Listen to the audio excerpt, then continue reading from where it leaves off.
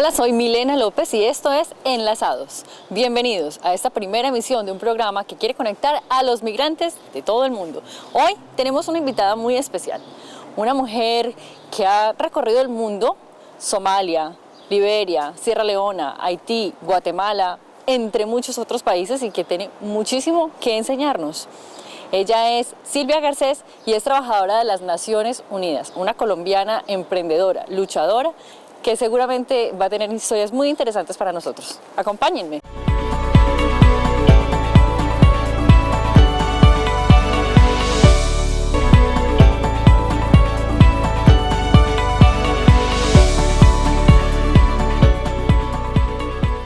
Estamos en compañía de Silvia Garcés, una mujer de familia, una mujer de principios, una mujer trabajadora, que nos va a enseñar muchísimas cosas positivas el día de hoy. Doña Silvia, muy buenos días. Buenos días. ¿Cómo ha estado?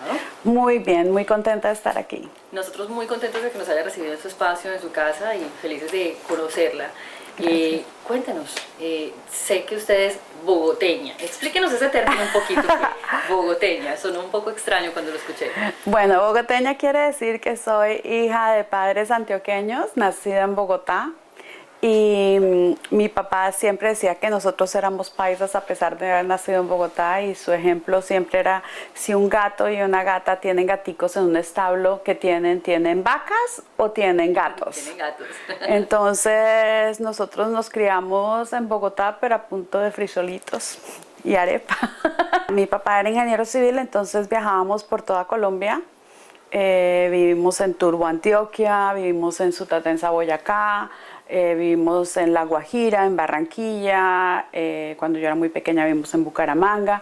Bogotá siempre fue el centro, entonces siempre regresábamos a Bogotá. Fue una época de mucha adaptación, porque uno salía de un sitio, cuando por fin se acostumbraba a ese sitio le tocaba mudarse al otro, pero al mismo tiempo fue una experiencia sumamente enriquecedora.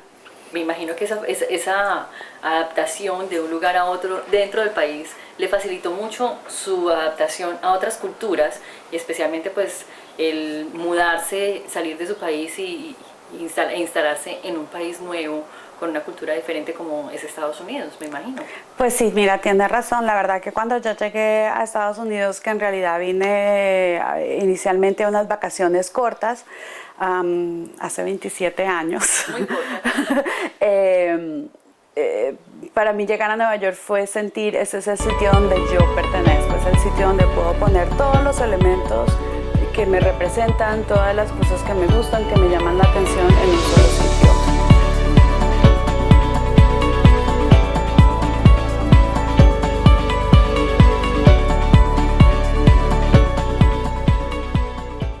Inicialmente mi idea era estudiar arqueología, era lo que yo quería, y no estaba disponible en Colombia. Entonces había observado varias posibilidades con becas del ICETEX para estudiar fuera, en México, en Italia o en Israel. Y la posibilidad era ir a Israel, hasta que las cosas cambiaron en mi familia con la muerte de mi papá. La idea era venir a Estados Unidos de ida, hacer un tránsito, a comprar ropa de invierno, a estar un tiempo con mi tía, a desestresarme un poquito, cuando surgió el accidente de mi papá, y después vine aquí y estuve con mi tía un tiempo. Entonces mi idea era regresar a Colombia y empezar a trabajar, y de pronto casarme con el novio que tenía en ese entonces y vivir en el garaje de la suegra. Y de ahí surgió el trabajo en Naciones Unidas. Entonces fue por 3 meses, y los 3 se convirtieron en 6, y 6 en un año, y aquí estamos. Bueno, pero surgió el trabajo en las Naciones Unidas, ¿cómo? ¿Cómo fue ese o sea, no era algo que estaba dentro de sus planes? Para nada. Un familiar me insistió que fuera a aplicar porque tomaban gente temporalmente durante la Asamblea General. En ese entonces las cosas se hacían de una manera diferente. Y por medio de un amigo que nos encontramos a almorzar cerca a la sede, me dijo: ven, ¿por qué no llenas la aplicación? Y yo dije: ay, llenemos la aplicación, quitémonos a esta gente encima. Igual yo me voy para Colombia y yo me voy a casar con fulanito y voy a vivir en el garaje de la suegra, pero bueno, llenemos la aplicación. Entonces llené la aplicación y me dijeron que tenía que tomar un examen y los exámenes los daban los lunes y ese día era lunes, entonces yo di el examen y pasé el examen. No tenía ni idea y cuando me llamaron a decir que necesitaban gente en mensajería, la verdad que tuve una entrevista y me dijeron cuánto iba a ser el sueldo, que me parecía una millonada. Me decían que no iba a tener días de enfermedad, uno a los 19 años no se enferma, entonces no le importa, que era sin contribución a la pensión porque era un contrato temporal, pensión a los 19 años, eso es para los viejitos. Seguro médico, cosas que en ese momento no eran importantes para mí. Dije, bueno, me quedo 3 meses, me gano un montón de plata y así podemos comprar muebles para meter en el garaje de la suegra. Y empecé a trabajar ahí, pero mi expectativa cuando me dijeron necesitamos un mensajero, pues yo pensaba en mi idea de un mensajero en Colombia. Entonces recuerdo que antes de empezar a trabajar, porque fueron por ahí 1 mes y medio antes de tener que reportarme, yo era muy, ¿cómo se diría?, entre inocente e ignorante de qué eran las Naciones Unidas. Yo sabía que eran las Naciones Unidas, pero no sabía cómo funcionaba su dinámica. Entonces me acuerdo haber cogido un directorio telefónico, busqué todos los consulados, ni siquiera yo sabía que habían representaciones diplomáticas ante la ONU. Para mí eso tenía que ser consulado, no sabía que lo otro existía. Y me acuerdo que en el mes antes de empezar a trabajar me dediqué a ver cuál era la manera más rápida de llegar a todos los consulados y a bancos y a cosas así. Cuando empecé a trabajar me di cuenta que en realidad era de patinadora, mensajera dentro de la sede. Y empecé a trabajar allí, la verdad que fue descubrir el mundo. Empecé a hacer reemplazos en oficinas, empecé a extender mi estadía, me peleé con el novio en Colombia y empecé a hacer reemplazos y empecé a progresar. Bueno, en medio de tantas actividades nuevas y de tantos conocimientos nuevos que estaba adquiriendo, ¿cuáles fueron esos obstáculos que tuvo que sortear en el momento de pronto de acoplarse a una nueva vida, además de pelearse con el novio? Bueno, una de las cosas difíciles fue crecer, en el sentido de que ya empieza uno a ser responsable por prepararse su comida, ya no está viviendo una niña que está viviendo en la casa de su mamá y su papá, con cierta ayuda. Entonces empezar uno a defenderse uno mismo, a tener que cuidar de lavar su ropa, a tener que movilizarse, a manejar un presupuesto. En realidad yo creo que mi proceso de adaptación fue más bien fácil porque me sentí muy pero muy cómoda viviendo en Nueva York. Correcto, y aquí donde ven esta mujer, no es solamente Colombia y no es solamente Nueva York, sino una cantidad de países que tuvo la oportunidad de conocer gracias a su trabajo en las Naciones Unidas. ¿Cuál era esa misión suya en las Naciones Unidas? ¿Qué era lo que tenía que hacer? Que, bueno, le hizo empacar las maletas más de una vez. Bueno, mira, a raíz de hacer diferentes reemplazos terminé trabajando en lo que hoy en día es el Departamento de Operaciones de Paz. Y tuve un jefe que fue como un mentor para mí. Y en el año 92 a él lo asignaron a ir a Camboya. Y él pidió que yo fuera con él, fui la persona más joven en ir a una misión de paz y empecé a aprender muchísimo de personal militar que trabajaba con la ONU. Al principio yo era su asistente, su oficinista y hacíamos los pedidos de los uniformes para los cascos azules, las boinas, requisiciones para el transporte de tropas a las misiones de paz en una época en que Naciones Unidas estaba abriendo 3 misiones grandes, Yugoslavia, Camboya y en esa época se esperaba el Sáhara Occidental.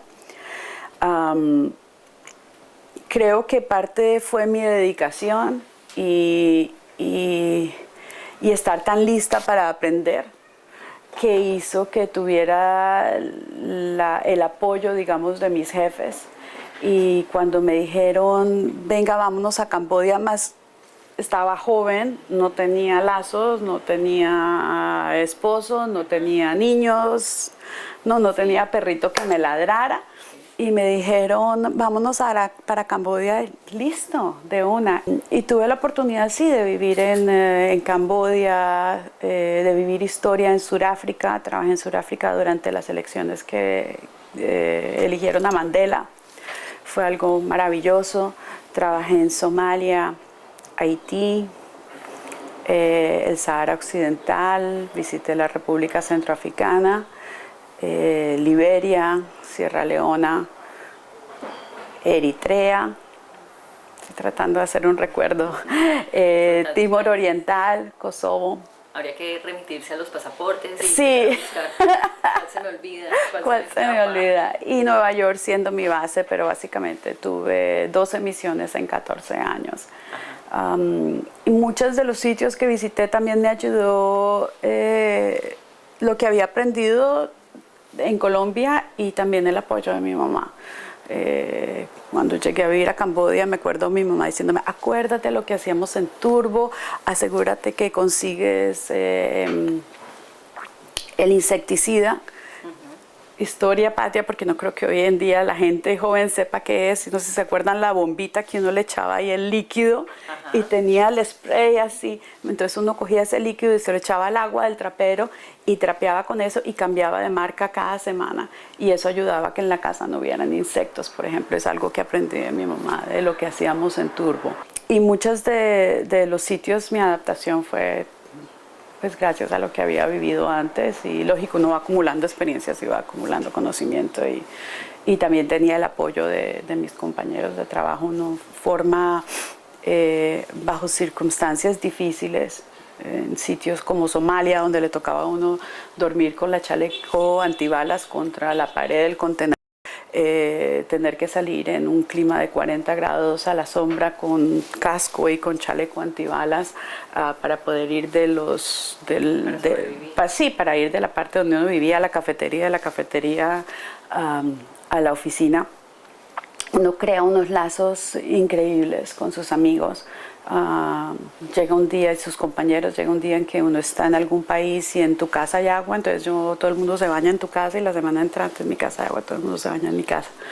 En caso de vacación uno sabe que uno depende de las personas que saben cómo apoyarlo, a pesar de que haya una red de apoyo, uno también empieza a depender los unos de los otros, se hacen vínculos muy muy fuertes, sobre todo bajo circunstancias de peligro, ¿no? Bueno, pero además de las circunstancias de peligro también hubo algunas experiencias gratas, me imagino. Muchísimas. Bueno, ¿cuál es de tantos lugares que visitó, el lugar que más recuerda? ¿El lugar al que le gustaría volver? ¿De pronto el lugar en que le gustaría vivir? Bueno, el lugar que para mí fue más especial fue Camboya. Cuando nosotros llegamos a Camboya en marzo de 1992, estaba la salida de las tropas vietnamitas, era una época en que los niños todavía usaban pizarrones para ir al colegio. Al final de la misión, cuando yo me fui en febrero del año 94, ya habían cuadernos, ya los niños estaban yendo al colegio, había habido elecciones, el país había progresado muchísimo, fue algo muy satisfactorio. Son muchísimas experiencias en tan corto tiempo. Y de todas esas experiencias, sé que también es una madre de familia. Sí. ¿Qué experiencias de todas esas que usted vivió le enseñaría a su hijo? Uy, tendría... ¿Qué enseñanza le dejaría? Primero, algo que he aprendido mucho es a no generalizar. Uno no puede decir los chinos son así, los hindúes son así, ¿no? Entonces quisiera que él supiera que uno no puede juzgar una cultura o determinar algo de un lugar basado en 10 individuos cuando un lugar puede tener billones de habitantes y diferentes culturas. Cuando uno ha vivido en diferentes países y en diferentes continentes, su entendimiento de cualquier tema es mucho más amplio. Y eso es lo que me gustaría transmitirle a mi hijo, una visión global. Pero no solamente eso, sino que sé que ya está trabajando en ello. A pesar de que el niño tiene tan solo 6 años, ya usted está dejándole una enseñanza excelente, le está dando un muy buen ejemplo y es la bondad. Sí. Cuéntanos un poquito sobre eso, que me llamó muchísimo la atención cuando lo escuché hablar sobre eso. Bueno, yo soy voluntaria en un programa local aquí en Jackson Heights. Es la alacena pública que se maneja en la iglesia episcopal de San Marcos, donde el segundo sábado de cada mes aquellas personas necesitadas pueden venir a recoger alimentos y artículos de hogar.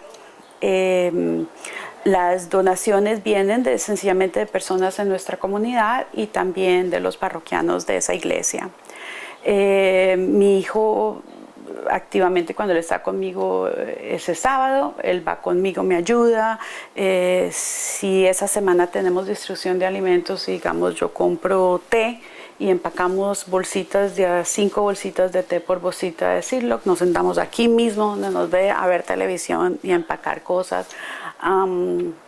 Hay veces que estamos empacando chocolates para hacer chocolate instantáneo en sobres y de repente le digo, Samuel, pon 4 en cada bolsita, y de repente yo digo, Samuel, me estás poniendo a 5. Mami, pero es que a la gente le gusta el chocolate. Y a veces yo le digo a la que dirige los voluntarios, mira, Samuel me ayuda a empacar y hay bolsas de 4, hay bolsas de 5, porque él dice que si no, no les va a alcanzar. Y dice, si eso es lo que Samuel siente, dejémoslo. Algo que le he enseñado a Samuel es que a todo el mundo hay que tratarlo con respeto. Y teniendo en cuenta que a veces no es fácil recibir y que hay muchas personas que están en la situación de que necesitan ese apoyo, hay que tratar a la gente con mucho amor y con mucha dignidad. Todas esas enseñanzas lindas las va a recordar de la manera en que usted recuerda las enseñanzas de su madre y va a ser una gran persona. Gracias. Eso es lo que necesitamos en el mundo, que existan personas de buen corazón, y le agradecemos a usted por ser una de ellas. Gracias. Muchísimas gracias por concedernos esta entrevista y esperamos que se repita, que haya una próxima oportunidad en que usted pueda compartir con nosotros en Enlazados. Claro, con muchísimo gusto. Gracias.